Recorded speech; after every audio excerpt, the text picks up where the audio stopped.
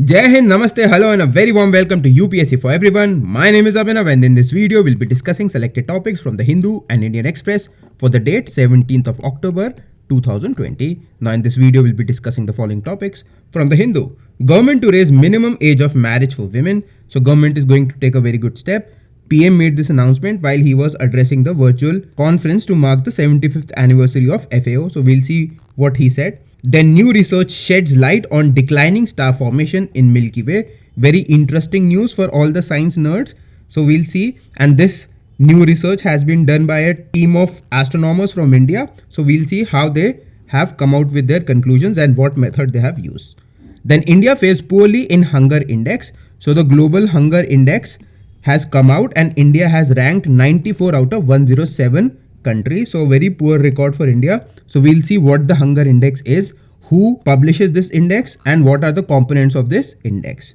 Then repurposed drugs did not cut down mortality, says WHO. So there was a global study. We'll see what that study was and then we'll see what it said and we'll also understand what are repurposed drugs. Any stay on proceedings is valid only for 6 months. This is what Supreme Court has said. So I'll tell you what is stay on proceedings and what Supreme Court said. Then Russia kicks off Caspian war games. So finally it seems Russia is getting into the Armenia-Azerbaijan conflict. So I'll show you where they are going to conduct their exercises and what is the significance. I'll be showing you through maps. Then farm sentiment stays positive as per ICRA. So ICRA is a private ratings agency and it has come out with some points. So we'll look at those points. Then two editorials today from the Hindu. China's rise and fall at the UN, a very good editorial. We'll discuss this. This basically traces the rise of China at the international fora, how it got the seat to be a member of the Permanent Security Council and why there is a fall of China at UN. Then hope amid uncertainty. This again tells us about the IMF report, the World Economic Outlook report. So some interesting facts that we'll get to know from this. Then surprisingly today, many good news from Indian Express. So China insists Indians vacate Chushul Heights. India says clear Pangong North. So we'll see what is the new stalemate after the 7th round of talks, the Corps Commanders talks. Then PM will soon decide on revising minimum age of marriage for women. So one part we have already discussed. There is another part to it. Some sections, relevant sections of Hindu Marriage Act and other laws. So we'll discuss those. Then Solidarity findings, unpromising trial show. So the study that I was telling you about, it is called Solidarity study. So some additional points for this from the Indian Express. Then unfavorable Met factors meant worse September-October. So this is again about the pollution problem in Delhi. So we have already discussed some unique meteorological factors that lead to this problem. Now some new points and new facts we'll get to know in this. Then going cyber. So the IFS trainees, now they'll be getting training in cybersecurity as well. So we'll see what is that about. Then India may get COVID vaccine by March, says Serum official. So some statements by Serum official and also by Soumya Vishwanathan. We'll see what they are saying. Then Labour Ministry to meet entities employing gig workers to understand challenges. So as we know, the labor codes, now they include the unorganized sector, the gig workers, the platform workers, and also the migrant workers. So they are meant to get social security. So now Labour Ministry is starting the consultation on how to go about it. Then government notice to Flipkart, Amazon over country of origin tag issues. We know that government came out with a notification sometime earlier that every e-commerce platform has to tell the seller that this is the country from where the product was produced. But this Amazon and Flipkart, especially in the sale season, they are not following those rules. So government has given them a period of 15 days to answer why they have not done so. Then very important rules for 26% FDI in digital media. Now we know this is the era of digital media. So everyone is opening a news channel on YouTube or Instagram or wherever, including myself. I am also telling you news, but I'm just telling you what is reported in the Hindu and Indian Express. There are some independent so-called wannabe media channels and some are run by foreign money. So now government has come out with rules to regulate who can own those companies, who can work there and what guidelines do they have to follow. So these are all the things we'll be discussing, and for your convenience I've also added timestamp in the description. So if you want to skip to a particular news, you can use this timestamp, and to get the PDF of this, please join our Telegram channel. I'll be providing the link for our Telegram channel in the description only. So without further delay, let's get started. China insists Indians vacate Chushul Heights. India says clear Pangong North. So Indian Army has done an exceptional job in engaging China. So what is the usual Chinese modus operandi? That they occupy any territory, be it on land or be it on water, and then they just stop any talks. But to keep them engaged, what our brave soldiers have done, they have actually crossed LAC and they have captured at least 7 high tops or points which are very, very strategically important. And that is why China is still talking to us, because China wants that we should clear those points, because control over those points is very, very important strategically. So we have China in our grip, no matter what some pessimists or some naysayers would tell you, but India is in a very strong position. And we've discussed before as well that the only way to talk to the Chinese is to do it from a very strong position, from a position of strength, because that is the only language they understand. So that is why they are engaging in talks, repeated talks. So latest was the 7th round and it was held in the Chushul subsector only. But this round could not yield any results because of this stalemate. So this is the latest stalemate. Now again, this is LOC, this is Aksai Chin, Shaksgam Valley. We've discussed it multiple times. These are the hotspots. Daulat Beg Oldi, we've discussed. Galwan, DSDBO Road, then Kongla, Hot Springs, Pangong So, Chushul, Sakpur Gap, Demchuk, Chumar. We have discussed all of this with extensive maps in previous videos, right? So that is why I'm not getting into it. Now let us see what the article is saying. These are the sticking points in the 7th round of talks. Indian troops crossed LAC at 7 places in the Chushul subsector to occupy dominating positions towards the end of August. China's insistence of India vacating its advanced positions on the south bank of Pangong So as a precursor to discussions on Delhi's demand for status quo ante, that means whatever the position on ground was before the Chinese aggression in April, we should go back to that. At least for starters, we should go back to that. Of April has emerged as the new sticking point in the efforts to resolve the military standoff along the LAC in Ladakh. Now Delhi is insisting on simultaneous withdrawal of forces from Pangong North Bank. At the North Bank, Chinese are dominating. At the south, we are dominating. Where Chinese troops have crossed the point which India says marks the LAC and advanced Indian positions on the south bank to mutually agreed locations. These are the mutually agreed locations, first in 1993 and then in other rounds of talks, right? These positions on the southern bank of Pangong So allow Indians to dominate the region because they not only overlook the Sangpur Gap but also the Chinese garrison at Malto. Just let me show you the map. So see, this is the scenario, the ground realities. So this is Sangpur Gap. So we have occupied these heights, Blacktop, Gurung, Helmet, Chushul, then Sangpur So, Rezangla, Rechinla. Now these all points give us a very advantageous position. And this is the Maldo hut, which is like a Chinese garrison. This is very important for the Chinese. So now the Chinese are threatened because we have encircled them and we have occupied these strategic heights. So that is why they are engaging in talks. Had it not been the case, the Chinese would have just maintained a silence or they would not be even engaging with us at this level. So just because we have some chips in our stock, that is why they are talking to us, and that is the only way to force the Chinese on the negotiation table. India fares poorly in hunger index.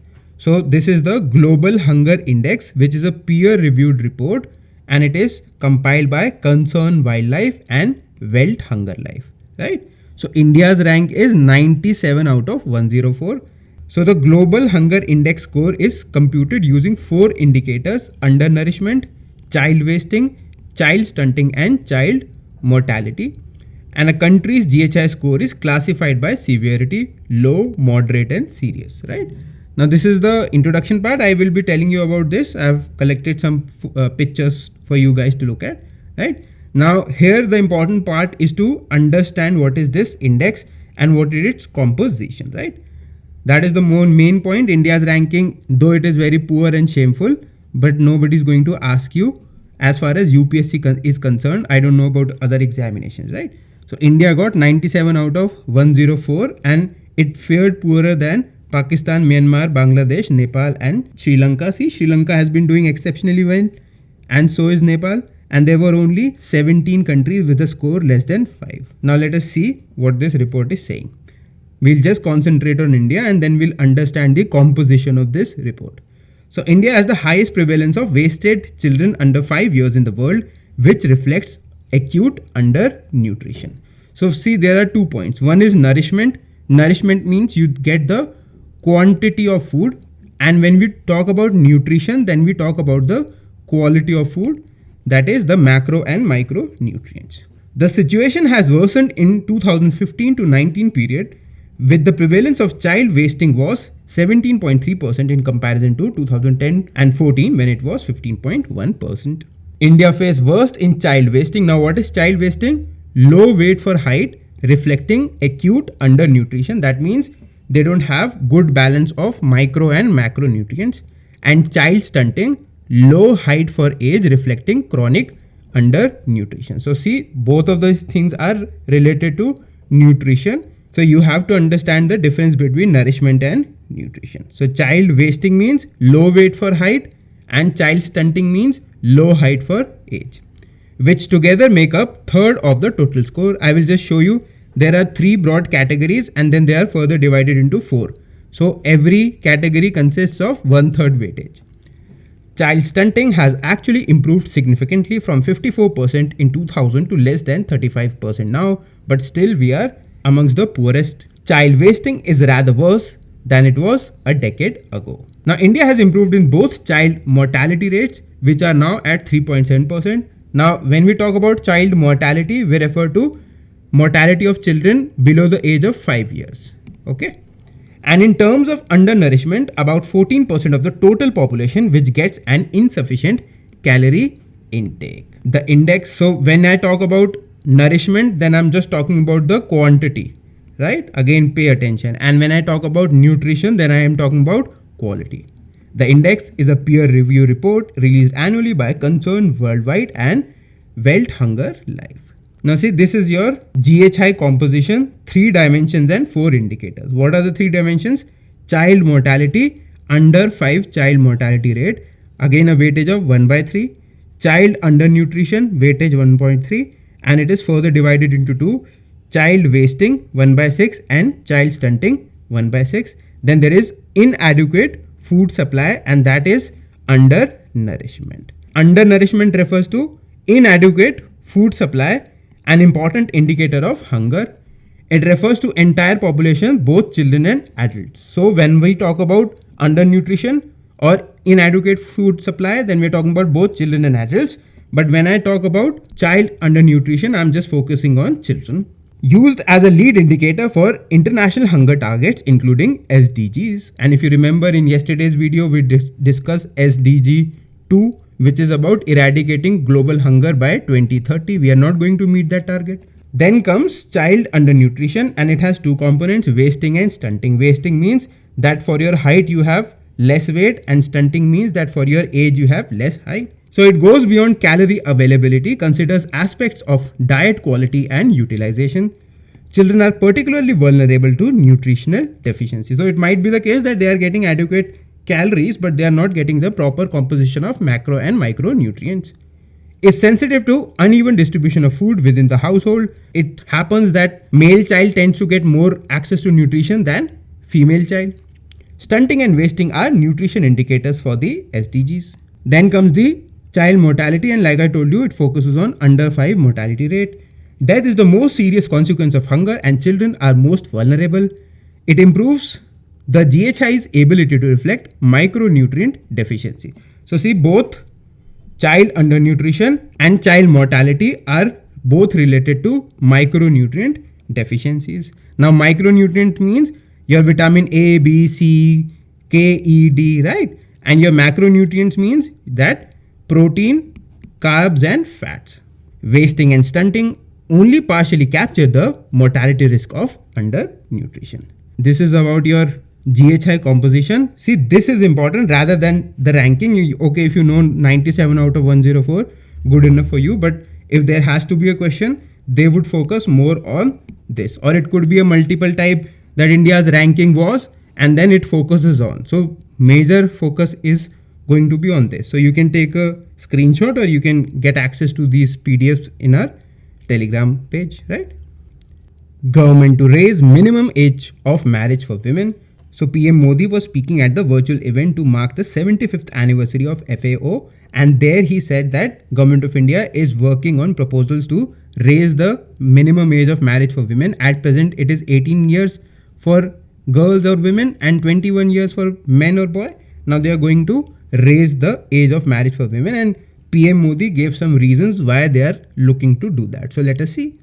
The government would soon take a decision on revising the minimum age of marriage for women. PM also listed the lack of education and early pregnancy of girls among the hurdles in the fight against malnutrition. Just now we discussed malnutrition, right? He noted that the gross enrollment ratio of girls has become higher than boys for the first time. Child marriage is among the reasons that girls drop out of school in higher classes, and this is so true. A committee of ministers has been set up to discuss the revision of the minimum age of marriage for women, which is currently at 18 years, while the minimum age for men is 21 years. So this is what the PM has said, and it is going to be a very good decision. Now again, we'll be discussing this article from Indian Express as well. This is the part from Hindu. China's rise and fall at the UN. So this is an editorial from the Hindu, and this is written by Mr. Manjeev Singh Puri. He was a former ambassador and a former deputy permanent representative of India at the UN, right? Now he has written a very beautiful editorial. The overall theme is that he is telling us that this is the right time for India to push for institutional changes and reform multilateralism. If you remember, even yesterday we discussed an article about multilateralism that was by Mr. Shyam Saran, who was the former Foreign Secretary of India. So he was also an IFS officer, and this person was also an IFS officer. So in this editorial, he is telling us about the rise of China, number one, in the UN, and it all started from World War I. And he also tells us that during World War II era, US and China were close allies, and even today there is strong presence of Chinese diaspora in US, so things could change at any point, right? Then he tells us how the People's Republic of China came to be the permanent member of UN Security Council, because earlier it was Taiwan or the Republic of China, which was the original permanent member of UN Security Council. So he gives us some history notes about the rise of China. Then he tells us about the fall of China. Like he tells us, recently China has faced problems in winning elections at the UN. Recently China has lost 3 elections, including one to India, and one win that it has got, that was also a very close call, right? Now he tells us that how it all happened. Since 2011, China has been using its might, its status as permanent 5 member, and its huge funding that it does to various organizations within the UN. It has used its influence to get seats at the prominent bodies of the UN, right? And I've been telling you how China is calling the shots in the WHO as well, right? Now there is global backlash against China, the way it has behaved during this whole pandemic, and China even threatened to use its veto power when there were proposals for discussion over the Wuhan virus at the Security Council. So the sentiment is against China. And then Mr. Puri tells us that India is going to hold BRICS summit and then G20 summit in 2021 BRICS and 2022 G20 summit. So these 2 summits and the changing global sentiment provides a good opportunity for India to call for reforms in UN and strengthen a new form of multilateralism, right? So let us see what this editorial is saying. So first it gives an introduction. UN has turned 75. This season began on an auspicious note for India. India besting China in election to UN's Commission on Status of Women, right? Like I told you, this was the first such victory in a decade. Last time India directly defeated China in 2011, and I told you how China started using its might since then. China's mounting losses at UN, 3 defeats and a near defeat. To add to China's woes, soon after CSW vote, it lost another election, this time to tiny Samoa, for a seat to UN Statistical Commission. Then it also managed to get elected to UN HRC. We discussed this, I think 2 videos back, but it was on a very thin margin, right? Then China's candidate earlier lost to a Singaporean in race to DG of World Intellectual Property Organization, or WIPO. We'll discuss WIPO when we discuss about patents. Now he's talking about China's strengths. In 2011, India defeated China one-on-one election at the UN for a place on the Joint Inspection Unit. Thereafter, China started taking advantage of its position as a member of P5 and huge aid giver. It became invincible at UN elections and it managed to capture top positions in organizations like FAO, UNIDO, ITU, and ICAO. Now he says, how did China rise to this preeminent position at the UN? So now he tells us the evolution of China. So it all began a century ago with World War I. Now what happened in World War I? Basically this was a war between Allied powers and Turkey plus Germany. And that was the time when the Ottoman Empire, after the First World War, Ottoman Empire was dismembered. And Mr. Erdogan is trying to sort of revive that Ottoman Empire. So that is important for you to know, right? So now what happened that Germany had occupied some areas of China. So China sided with the US, UK, France. US was not a big player back then. UK and France basically against Germany because China thought that if they win the war, then those territories that are under German control would come back to China, right? Now, to add to China's woes, Japan also sided with UK and France against Germany. Now, Japan and China are old enemies and Japanese people were racist in the past, so they did not think much of the Chinese. So, they threw a fit that Chinese troops cannot participate in the war effort. So, in the end, China was just helping through troops. Then after the war, there was Treaty of Versailles, but China refused to sign it. Later on, US, after World War II, it became sympathetic to China and it facilitated a peace treaty between Germany and China. So let us quickly look at it and then we'll move ahead. So it all began as in the case of India and multilateralism a century ago, World War I. India was one of the largest contributors of soldiers in the war against Germany and Turkey and became a founding member of League of Nations. So League of Nations was sort of a precursor to UN. It was formed in the aftermath of World War I, but it seriously failed in its mandate, and that is one of the reasons for World War II. So once you start studying world history, you will be knowing about all those things. At the end of the World War II, India participated in all 3 UN conferences, becoming a charter member of UN before even independence. Pakistan joined later on. Now China saw an opportunity in World War I to rid itself of German occupation from some of its territory and allied with United Kingdom and France. But they could not send soldiers as the Japanese. They were also eyeing the Chinese territories which were occupied by the Germans, also allied against the Germans and refused the countenance of Chinese troops in the action. So China sent large number of labor to support the Western war efforts against Germany and won an invite at Versailles Peace Conference. Now China as America's forgotten ally. Things however did not turn out as well as the West sided with Japanese and China refused to sign Versailles Peace Treaty. The United States, though, was sympathetic to Chinese cause and a few years later helped reach a peace deal between China and Germany. So I have told you this story till now. Then World War II saw strong US-China collaboration against the Japanese, including US operations conducted from India.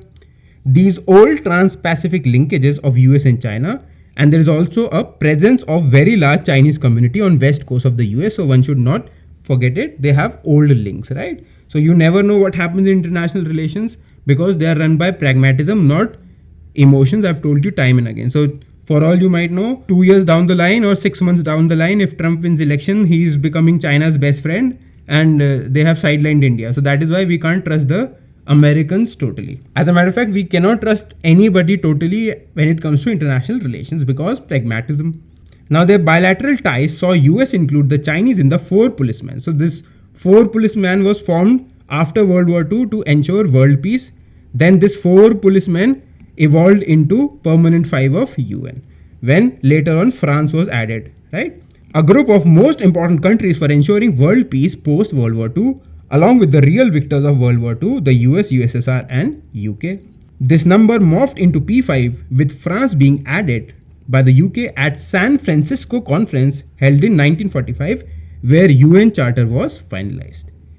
The pure multilateralism of the League of Nations was thus infused with multipolarity with the US as the sheet anchor.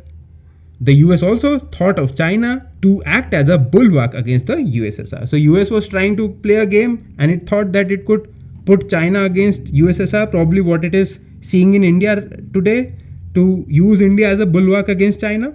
But like I said, that was not the People's Republic of China, but it was the Republic of China, which is now in Taiwan. So that was the Republic of China led by Kuomintang, who were soon routed on the mainland by the communists and found themselves on the island of Formosa, now Taiwan.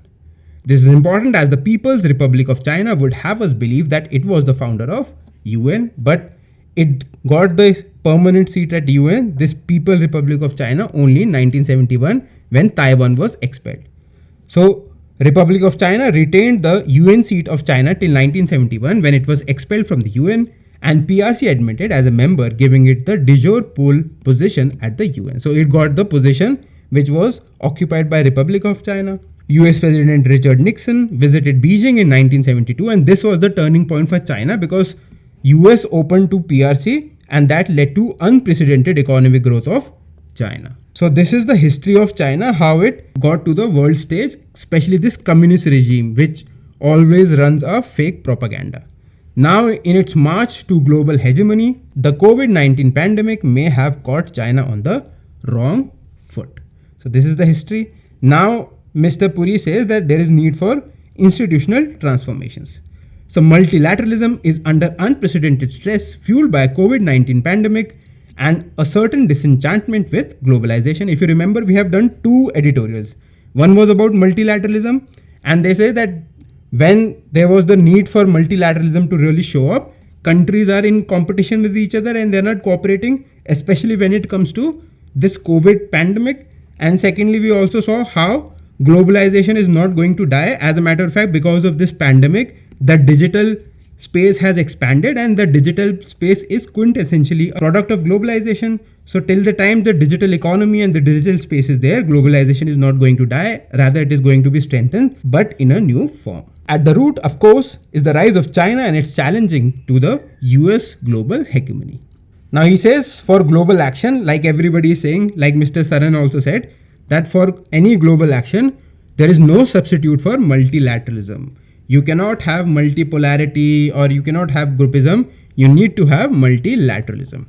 This demands institutional reform, and the most basic reform that he talks about is the reforming of UNSC, and he talks about G4. We have discussed what is G4, Group of India, Germany, Japan and Brazil, and we have discussed the whole issue of reform. So that is why I'm not getting into this right now.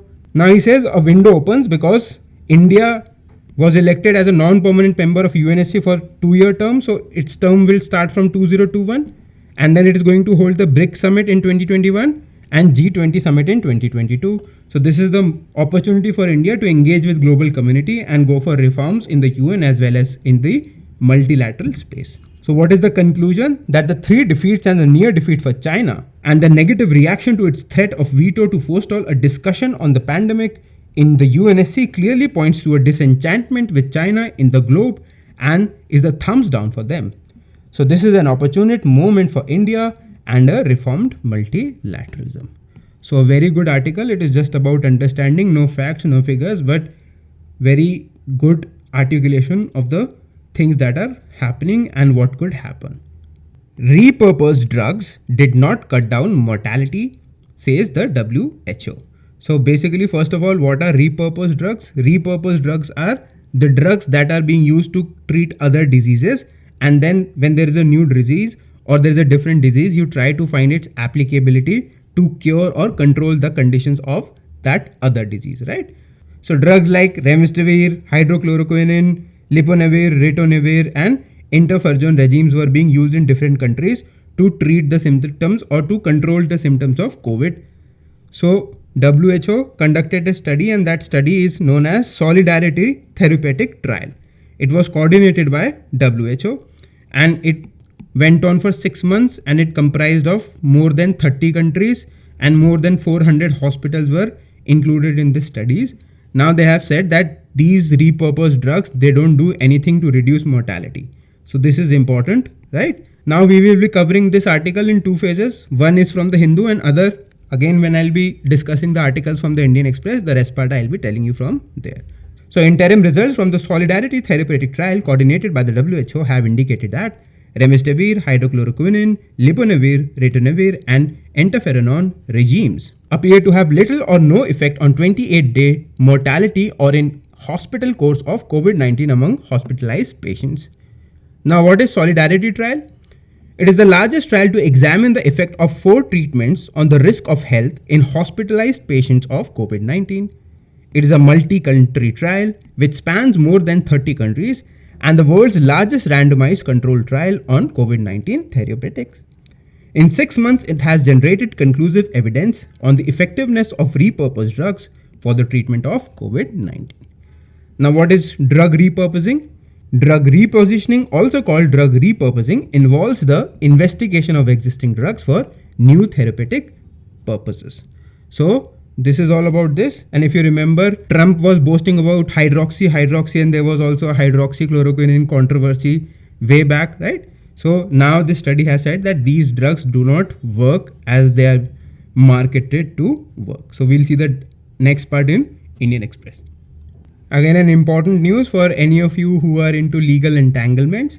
So Supreme Court has said that any stay on proceedings is valid only for 6 months.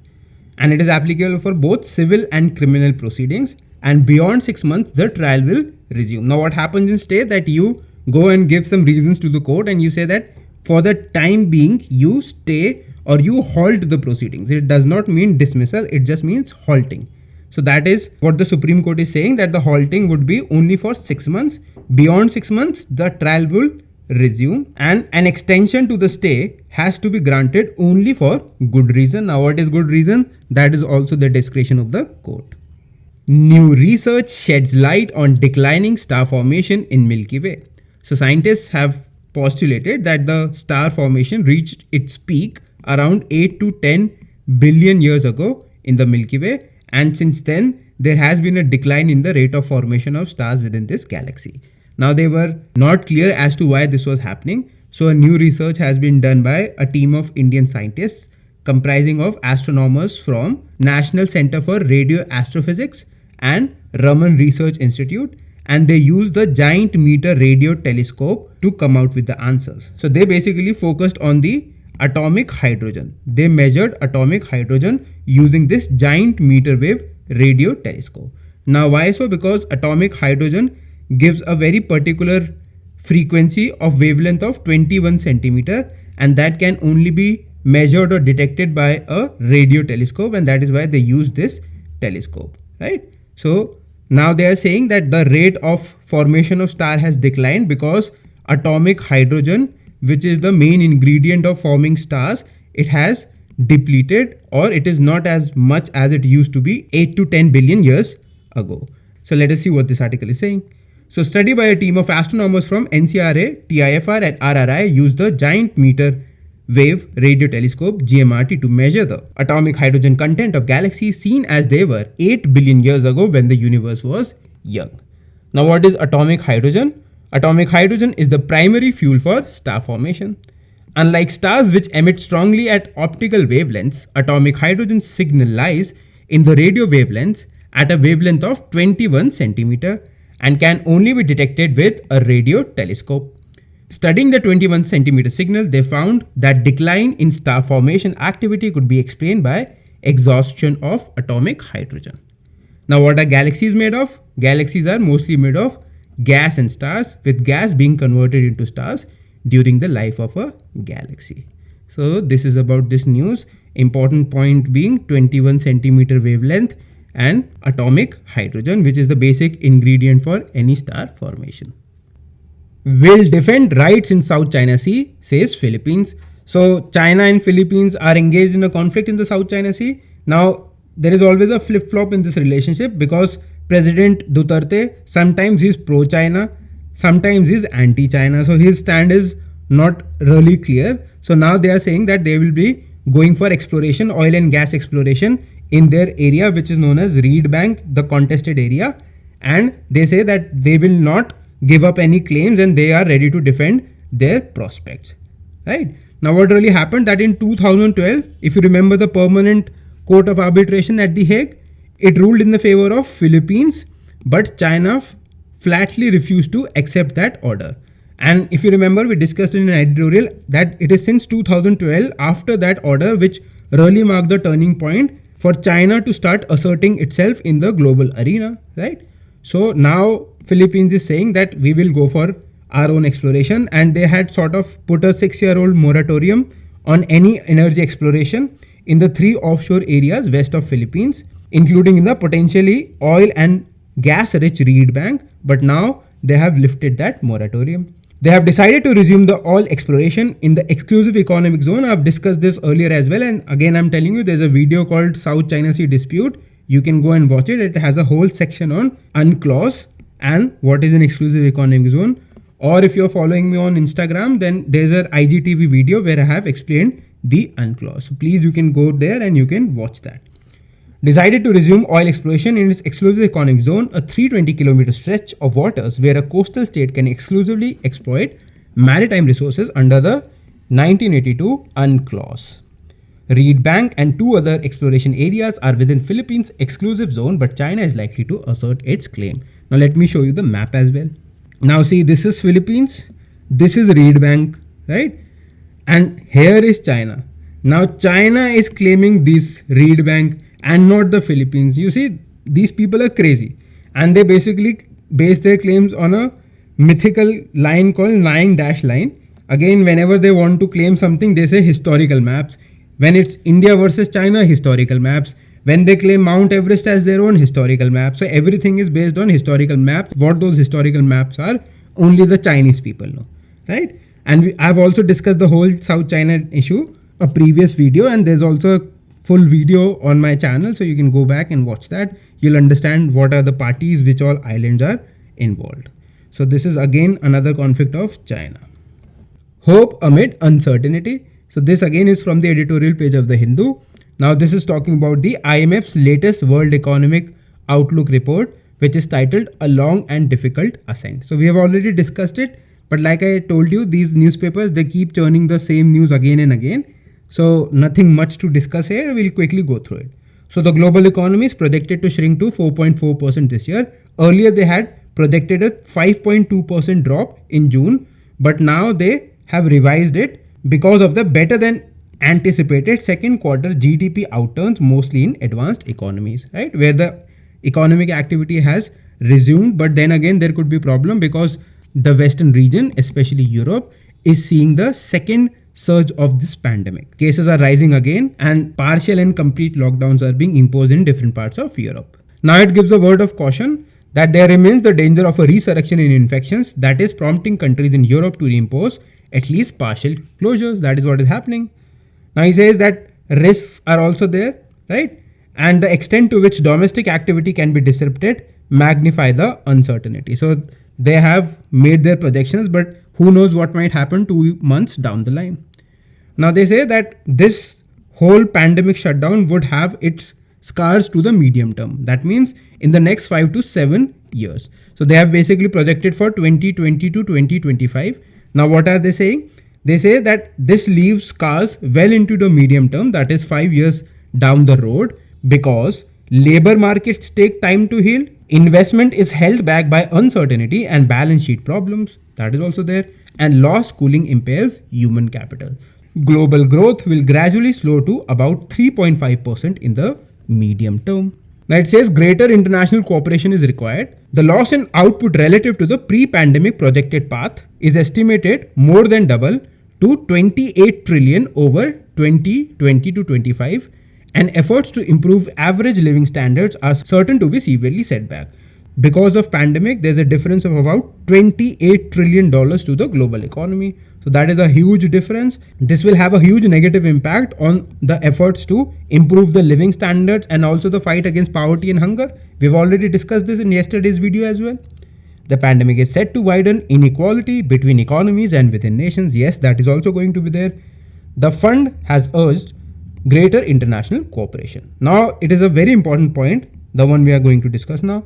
It is imperative for all countries to work closely to ensure that new treatments and vaccines are made available to all, since wider and faster availability of medical solutions could boost global income by almost $9 trillion by end of 2025. So out of this 28 trillion, at least we could recover 9 trillion by faster availability of medical solutions, reducing income divergence.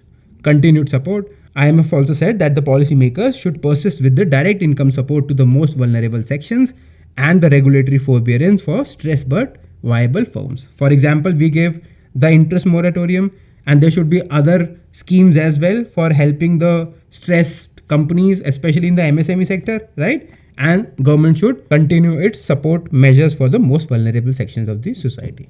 So this is what the editorial source has said about this report. We have already discussed the new points that we got to know. This one, 28 trillion over 5 years, and that we could recover 9 trillion by 2025 if there is faster availability of medical solutions. Russia kicks off Caspian War Games.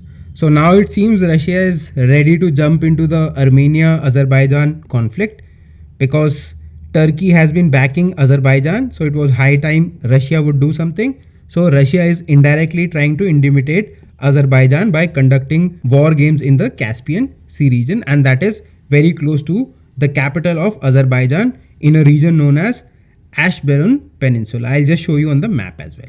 First, let us see this and then I'll show you the map. So amid Azerbaijan-Armenia conflict, Moscow says they pose no threat to any state, but that is not the case. Mr. Putin, don't mess with him. Russian Navy had begun military exercises in the central waters of Caspian Sea, north of Azerbaijani capital, Baku, insisting there was no threat to neighboring states as Armenia and Azerbaijan battle over Nagorno-Karabakh region. The war games are taking place north of Azerbaijan's Ashberon Peninsula, where Baku is located, and will include artillery and rocket fire. Russia has so far kept its distance from the conflict between Azerbaijan and Armenia over the Armenian-controlled Nagorno-Karabakh region of Azerbaijan. Now, first of all, this is your Caspian Sea, and these are the countries that are surrounding Caspian Sea. Easy way to remember is Tariq, or you can also say Kirat, or whatever you like, but these are the 5 countries. Russia, Azerbaijan, Iran, Turkmenistan and Kazakhstan. So Tariq or Kirat, this is the quickest way to remember this, and such questions are important for your preliminary exams. Now let us look at another map. Now this is the Caucasus region, South Caucasus. I've already shown you this is South Caucasus Mountain, North Caucasus Mountain, right? This is Armenia, Azerbaijan, and this region is the Ashberon Peninsula. I've expanded here. This is Ashberon Peninsula. This is the Caspian Sea, and this is where the Russian war games are going to happen. So see, this is a direct intimidation to Azerbaijan. See, if Turkey has to help Azerbaijan, it has to cross Armenia, then reach Azerbaijan. But if Russia has to help Armenia, just see how it can encircle Azerbaijan. So now finally Russia is sending message, and not just in this region but also in Belarus, because in Belarus they are conducting exercises, and Mr. Putin had in the past in a way intimidated the protesters in Belarus as well, that if they try to mess with Mr. Lukashenko, Russia would have to step in because he is backing Mr. Lukashenko. Why? Because we have already discussed CSTO, 6 members. So both Belarus and Armenia are partners of Russia in CSTO, right? So CSTO exercise. But Armenia, unlike Azerbaijan, is a member of Moscow-led CSTO, and under Article 4, it could ask for Russian help. And if it does so, then Russia would, for all practical purposes, have to help Armenia. But why is Russia playing caution? Because number one, it does not want a direct conflict with Turkey in another region. It is already fighting Turkey indirectly in the Varna region, right? It does not want to open another front. So that is why it is playing a safe game, but you never know when Russians might change. With protests still pressuring Belarusian President Alexander Lukashenko after disputed election, CSTO forces have also been taking part in joint military exercises this week in Belarus. These exercises are called Indestructible Brotherhood. So now Mr. Putin is sending across message both in Armenia and Belarus that he's got their back. Farm sentiment stays positive as per ICRA. So ICRA is a ratings agency and it has come out with a report. So let us see why is it saying that farm sentiment is positive. So driven by a healthy monsoon and further optimism of a good kharif crop, farmers are happy. Rural household incomes stayed resilient, supported by healthy farm cash flows across regions and aided by high levels of Rabi procurement under various government schemes after a bumper Rabi harvest. And if you know, we have already discussed earlier that the area under cultivation for both Kharif and Rabi crops this year is greater, right? Besides, increased government support via the likes of Manrega and PM Kisan had helped create employment and easing liquidity pressure on rural incomes brought about by large-scale reverse migration to rural areas during the lockdown. So these are the reasons they are saying, and this is not a government agency. So the government of India is not saying that, some other third party is saying that, right? Now some articles from the Indian Express. China insists India vacate Chushul Heights. India says clear Pangong North. So we have already discussed that, right? Then solidarity findings unpromising. Trial shows remdesivir HCQ do not help. So we've already discussed this. The only point to left was the trial carried out in 405 hospitals in 30 countries, including India, looked at 4 drugs or their combination. Remdesivir, which was developed originally to treat Ebola. So this could be an important point for your PT examinations. That is why I'm discussing this. Anti-malaria drug HCQ, then ritonavir and leponavir, license for treatment of HIV, and interferon beta 1A used to treat multiple sclerosis. So these are the drugs that are used for treating these diseases. You just have to know these things, right? Then unfavorable Met factors meant worse September, October. We have already discussed these Met factors, meteorological factors. So there are some new perspectives about it, some new concepts. So that is why I am discussing this. So let us see. So the meteorological factors that determine accumulation and dispersion of pollutants include the number of rainy days, ventilation index. See, this is the kind of thing that could be asked in prelims. That is why I am discussing. So new concept, ventilation index, wind speed and mixing height. So wind speed is okay, rainy days is okay. We know when it rains, they disperse the pollutants in the atmosphere, right? And if the wind speed is good, then again it disperses the pollutants from the atmosphere. And also wind direction is important. We discussed how there is a reversal of monsoon that also leads to this problem. Now important things to know here is ventilation index and the mixing height. So let us see. So first he's telling that the total amount of rainfall in the period between September 1 and October 14 was 121 millimeter last year in 7 rainy days, and this year it was just 21. So there was a shortfall of 100 millimeters. That is why accumulation of pollutants. So this is number one reason. Rain helps in settling down dust and other pollutants suspended in the air. Now ventilation index, the sum of mixing depth and wind speed, which is used to forecast the atmosphere's potential to disperse pollutants, also remained this year. A ventilation index below 6,000 square meter per second with average wind speed less than 10 km per hour is considered unfavorable for dispersion of pollutants. Then mixing depth is the vertical height in which pollutants are suspended in the air. On cold days with calm wind speed, this height reduces and leaves pollutants suspended closer to the ground. This is because of temperature inversion. So these are the concepts, the new concepts that we got to know from this article. I've already discussed all the meteorological factors that lead to this problem of pollution during this time around. So these are some new concepts. Then about raising the marriage age for women. So just this section, that Section 5(3) of Hindu Marriage Act 1955 sets 18 years as the minimum age for the bride and 21 for groom. Child marriages can be declared void at the request of the minor. In Islam, marriage of a minor who has attained puberty is considered valid. So that is why there needs to be a UCC. The Special Marriage Act 1954 and Prohibition of Child Marriage Act 2006 also prescribe 18 and 21 years of age as minimum age of consent for marriage for women and men respectively. So concerned laws are Hindu Marriage Act, then the Special Marriage Act and the Prohibition of Child Marriage Act. So these are the relevant sections. For all the aspirants who are aspiring to be in the Indian Foreign Services, so cybersecurity being on South Block's list of priorities, the Foreign Service Institute, which trains Indian diplomats, has introduced a course in cybersecurity being conducted by the Gujarat Forensics University.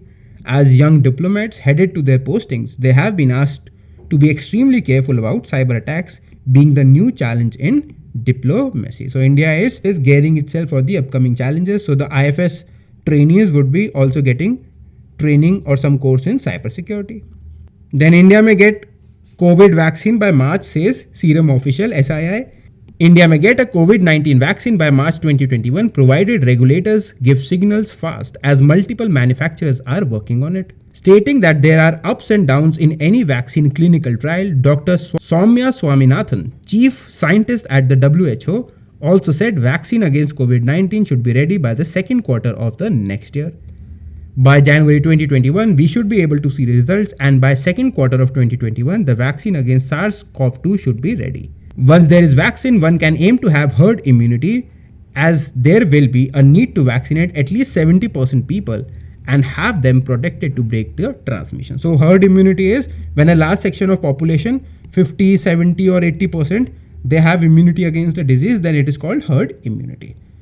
Now, although 55% of population is below 50 years of age, as per availability of vaccines, healthcare workers should get the vaccine first, then people over 60 years with comorbidities. And we have also discussed Government of India's plans that are in place to distribute the vaccine and also to store them. Now, this explainer, the solidarity trial dampener, we have already discussed, so there is nothing new to discuss here. We'll seek not for vaccine in third week, Pfizer. So we've already discussed about Operation Warp Speed, which looks at giving the clearance to vaccine manufacturers earlier if they are able to produce results, right? Trump administration's plan. So under that, Pfizer is saying that we will be applying for that. So pharma giant Pfizer said it would apply for emergency use authorization for its vaccine candidate after safety milestone is achieved in the third week of November. In an open letter, the chairman said the firm is likely to submit the 2-month safety data on half of the trial participants of its vaccine against COVID-19. See, for a proper procedure, they have to give a full report, right? And we also saw that the vaccine manufacturers and WHO has said that after the third phase, you have to wait for at least 2 months to release a vaccine, right? Now, he is talking about because America, again, it works on its own principles, right? Now, the vaccine is co-developed by German biotech firm BioNTech, right? And the vaccine is called BT162b2. It is currently in phase 3 human trials in US, and it is made of a short segment of genetic material. So one we saw, it was based on adenovirus, the AstraZeneca one. Then another one was based on some protein, and this is based on genetic material. So there are more than 45 vaccine candidates that are being tried in the world right now, which provides instructions to human cells to make harmless versions of target protein, in this case the spike protein of SARS-CoV-2, to activate an immune response. So let's see if this vaccine gets developed and if it gets the clearance. Then rules for 26% FDI in digital media, Indian CEO security check for foreign personnel.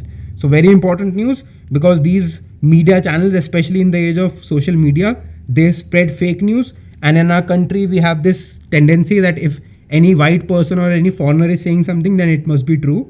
So government has now come up with some rules to manage this digital media menace, and they have released some guidelines as to what sort of a personnel could be there. So let us look at them. More than a year after announcing 26% FDI cap under the government approval route in digital news, the government has said the CEO of the company would have to be an Indian citizen. So number one, the CEO would have to be an Indian citizen, and that all foreign employees working for more than 60 days would need security clearance. It is very, very, very important. There was no FDI policy for news digital media sector earlier, but FDI in print media is capped at 26%, and that in TV news is 49%. Again, this is PT point. The digital news media entities looking for FDI would have to adhere to 3 conditions.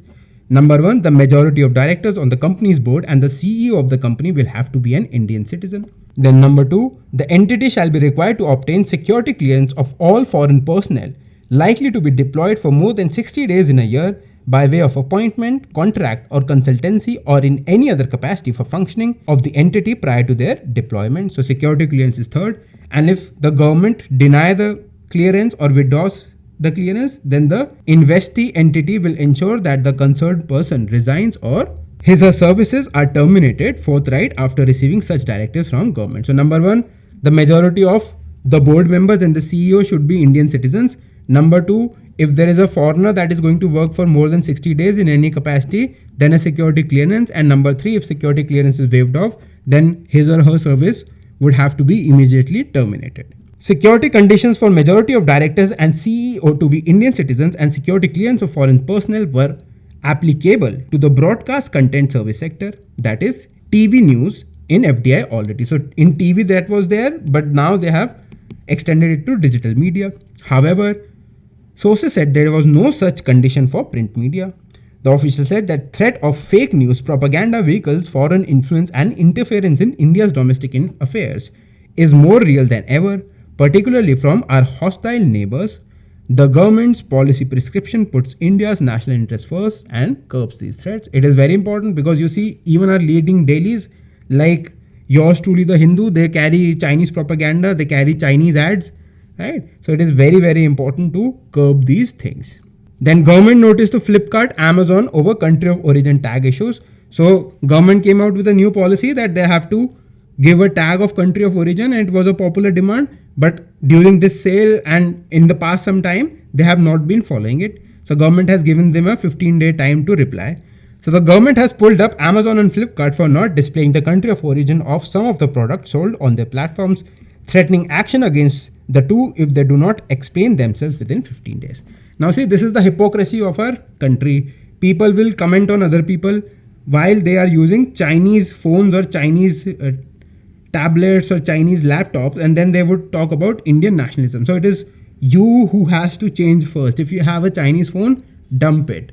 Please pay more. I know it is not possible for everyone, but this is a hard step that you have to take. And companies like Micromax, they are trying to now revive themselves under the new PLI scheme. So when they come out with new products, please support our local companies, right? Because if you're using a Chinese device and then you're complaining about China, then you are a hypocrite. So these declarations are mandatory as required under the Legal Metrology Rules 2011. So what are the rules? Legal Metrology Rules 2011.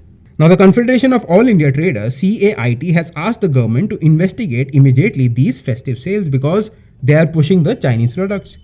In the backdrop of border clashes between India and China in June, the government began pushing the e-commerce firms to work out a mechanism to display the country of origin of the products displayed on their platform, but they are not doing so, and everybody is buying these Chinese products, and then they talk about nationalism, patriotism, and being liberal and woke. What is the point if you don't make a decision in your own self?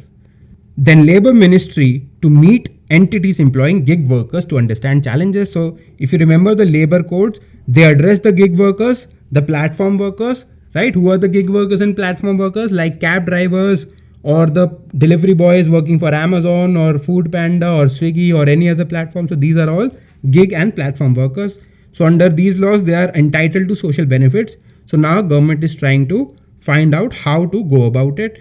And also the migrant workers are also involved in this. So they are going to find out how to evolve a social security benefit scheme for all of them. So the Labour Ministry will soon hold meeting with entities employing gig and platform workers to understand the concerns and challenges faced by them as it moves ahead with its rules framing process for the new set of labour codes. The government is discussing ways in which it can provide social security benefits to the gig and platform workers who have been brought into the ambit of labour laws for the first time but lack uniform standard of employment, officials said. Now what is the problem? For example, there could be a person who is working for 2 or 3 platforms. He's working for Uber in the night and Swiggy in the day. It could happen, right? So how to go about it? So these are the kind of things that need to be addressed. The provision for gig and platform workers need to be streamlined, keeping in mind the possibility of simultaneous employment of these workers across 2 organizations. For instance, some of these workers could be working for 2 cab aggregators at the same time. So social security benefits need to be defined, taking note of such types of employment. The government is aiming to implement the 4 labour codes from April 1 next year. The Labour Ministry has begun work to frame rules for the 3 codes with an aim to finalize the rules by November and then put them in public domain for consultations. The centre is also going to reach out to states to hasten the process of setting up rules at their level in order to meet the April 1 deadline. Parliament passed these 4 laws: Industrial Relations Code, Code on Social Security, Occupational Safety, Health Working Conditions Code. And the Social Security Code proposes a National Social Security Board which shall recommend to the centre for formulating suitable schemes for different sections of unorganized workers, including gig workers and platform workers. So again, this is a very good thing that is going to happen.